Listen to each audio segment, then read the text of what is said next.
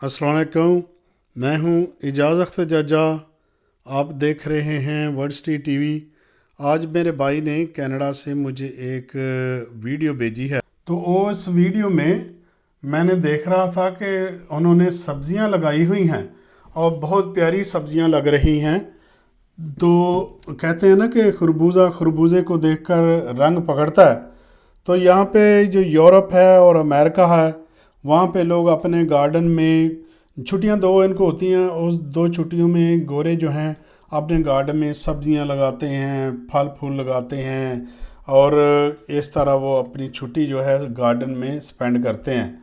और हमारा जो है पाकिस्तान, वो देखें गांव में, मैं तो बेसिकली गांव का रहने वाला हूँ, वहाँ पे इतने इतने वेड़े होते हैं, जो सहन है इसको हम पंजाबी में वेड़ा कहते हैं।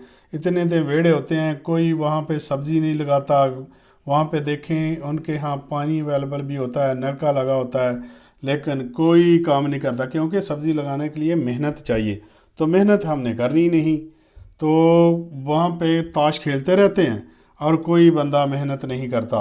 अगर मेहनत करोगे तो जो आप कह रहे हो ना कि सब्ज़ियाँ बहुत ज़्यादा महंगी हैं पाकिस्तान में, तो ज़री मुल्क है फिर भी सब्ज़ियाँ महंगी हैं क्योंकि ये सबसे ज़्यादा जो है वहाँ पे फुकदान है मेहनत का। वहाँ पे मेहनत नहीं करते, इतने इतने सहन होते हैं। वहाँ पे सब्ज़ियाँ लगाओ। आप शहर में चले जाओ, इनके इतने बड़े बड़े मकान हैं, अपने मकान की छत के ऊपर सब्ज़ियाँ लगा सकते हो। इस तरह अगर आप करोगे तो आप देखोगे कि डिमांड जो है वो जब कम हो जाएगी तो आपकी सब्ज़ियाँ भी सस्ती हो जाएंगी। तो आप अपने घर में ही सब्ज़ी लगा के ताज़ा सब्ज़ी खा सकते हो। तो मेहनत की ज़रूरत है। अगर आप मेहनत करोगे तो जो फुकदान है ये ख़त्म हो जाएगा।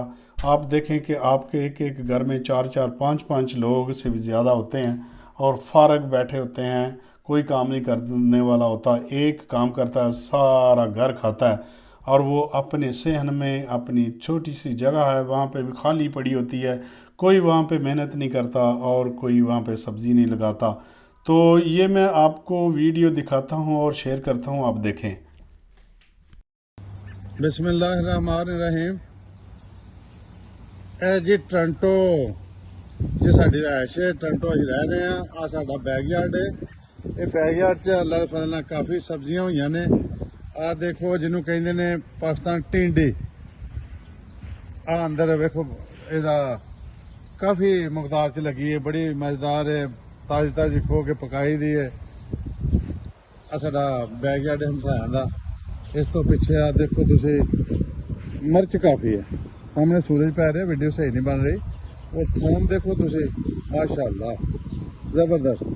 सामने इसके कद्दू है, उत्ते अंगूर है, ए टमाटो ने। और इस दफ़ा सूरज पै रहा है, इस दफ़ा टाइम हो गया शाम का, सूरज काफ़ी पै रहा है, वीडियो जबरदस्त बन नहीं रही। वीडियो फिर किसी वे सुबह सुबह बनावांगे। सब दोस्तों की दरख्वास्त है कि ज़्यादा से ज़्यादा अपने बैकयार्ड से सब्जियां लाया करो और सब्जियां तो लुत्फअंदोज़ होया करो, ताज़ियां ताज़ियां सब्जियां पकाया करो। माशाअल्लाह खान साहब पानी दे रहे हैं।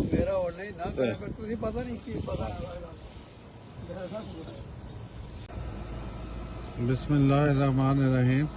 आ देखो जी कैनेडा की काश्तकारी। आ सब तो पहला जी पुदीना, पुदीना बड़ा अच्छा है, खुशबू बड़ी अच्छी है पुदीने की। इस तो बाद धनिया, गुलाब, फिर इस तो बाद धनिया। धनिया जरूरत तो ज़्यादा हो गया, काफ़ी मकदार च दोस्तों ने भी दिता है, वंडिया है। और इस तो बाद खीरे दियाँ वल्लां ने। फिर मटर काफ़ी तादाद च ने और उम्मीद है कि 15 दिन तक मटर हो जाएंगे। मटर काफ़ी लगे ने, तकरीबन है ने कोई 20 के करीब पौधे है ने इन्हों के मटर के बूटे। गाजर, गाजर का इस दफ़ा तजर्बा किया कि देखने इतने पाकिस्तानी गाजर होंगी है या नहीं होंगी। बहरहाल मिट्टी तो पूरी दुनिया देख जैसी हुई है और बड़ी अच्छी गाजर हो रही है। फिर धनिया अज ही हमसाया ने भी दिता है और जिदी डिमांड होंगी है कि धनिया चाहिए वो तक कुछ आ जाता। अगे कद्दू, कद्दू काफ़ी है। यकीनी बहुत तादाद च ਜਿਹਨੂੰ ਕਹਿੰਦੇ ਨੇ ਕਿ ਘੀਆ ਤੋਰੀ। ਇਹ ਵੀ ਤਕਰੀਬਨ ਹੁਣ ਤੱਕ ਮੈਂ 20-25 ਦੇ ਕਰੀਬ ਤਕਸੀਮ ਕਰ ਚੁੱਕਿਆ। ਟਮਾਟੋ ਬਹੁਤ ज़्यादा हो गया, काफ़ी फल लग गया। ये भी हफ्ते डेढ़ तक तैयार हो जाएगा। कद्दू काफ़ी मकदार च हो रहे हैं, दिन ब दिन काफ़ी अगे जा रहे हैं। मिर्चा खैर है तो छोटियां ने, फल बहुत ज़्यादा लगे इन्हें। फिर युकीनी आ गई अगे, मोंगरे भी काफ़ी हो रहे हैं। अगे आ गए जी इस तो बाद गोंगलू लाए ने, काफ़ी होए ने पिछे जी, तो 2-3 फुटे भी ने। अगे करेला माशाल्लाह बड़ा स्पीड जा रहा है। फिर इस तो बाद कद्दू काफ़ी हो गए ने, टमाटो ने, थोम है। तो क्या कुदरत के नज़ारे ने। इस तरह ही सानू सब्जी लानी चाहिए है, बैकयार्ड की सफाई होंदी है।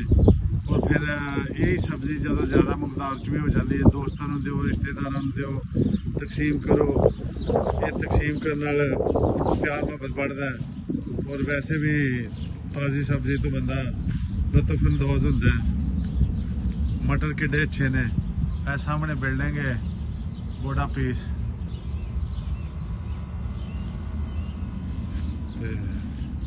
वैसे भी बंदा फारग टाइम ते इन्हों आरे लगा रहा, इन्होंने पानी शानी देंदा और इनका ख्याल रखता है, तो टाइम पास हो जाता है। और ताज़ी सब्जी बैकयार्ड चो तोड़ के बंदा लुत्फअंदोज़ होता है इन्होंने सब्जियों नाल। तो मेरा तो मशवरा यही है कि हर बंदे को कोशिश करनी चाहिए है कि अपने बैकयार्ड की सफाई करना और सब्जियां लाना। काफ़ी सब्जियां ने